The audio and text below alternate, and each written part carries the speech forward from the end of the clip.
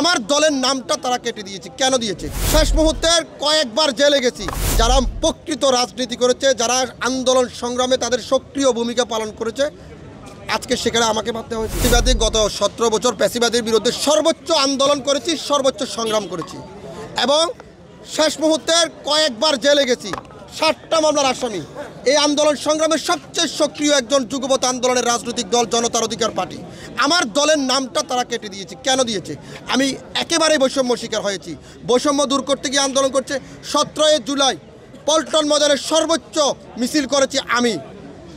আবু সাইদ মুগ্ধ হত্যার প্রতিবাদের সর্বোচ্চ মিছিল করেছি আমি, যার ভিডিও ফুটেজ আপনি আমার সোশ্যাল মিডিয়াতে দেখতে পাবেন, আমার আইডিতে ঢুকলে দেখতে পারেন। সর্বোচ্চ সেখানে আমি না, সমস্ত যুগপৎ আন্দোলনের নেতারা একসাথে ছিলেন। সাইফুল হক থেকে শুরু করে জুনায়েদ সাকি থেকে শুরু করে নুরুল হক থেকে শুরু করে সবাই ছিলেন। কিন্তু আজকে আমার নামটা কোন কারণে বাদ দেওয়া হলো?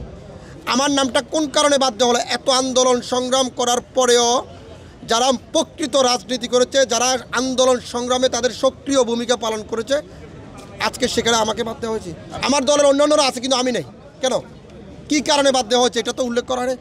বারবারই বলছে পেশিবাদী শক্তি, যারা পেশিবাদীর বিরুদ্ধে আন্দোলন করে সংগ্রাম করেছে তাদেরকে সবাইকে নিয়ে সুন্দর একটি বাংলাদেশ গঠন করবে। কয়টা দলকে নিয়েছেন?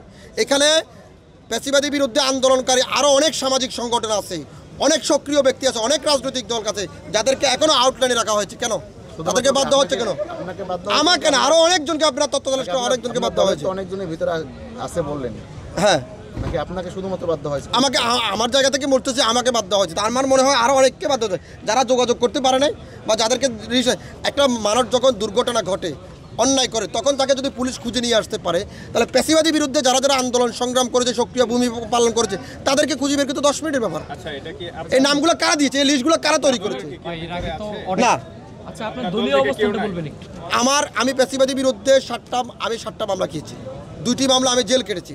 ডিবি হারুন কয়েকবার আমাকে জেলে নিয়ে গেছে, এটা সবাই জানে। যেভাবে আমার জীবনের ঝুঁকি নিয়ে আমি রাজপথে নামেছি, কোনোদিন জনতার অধিকার পার্টি, কোনোদিন আমি রাজপথ ছাড়ি নাই।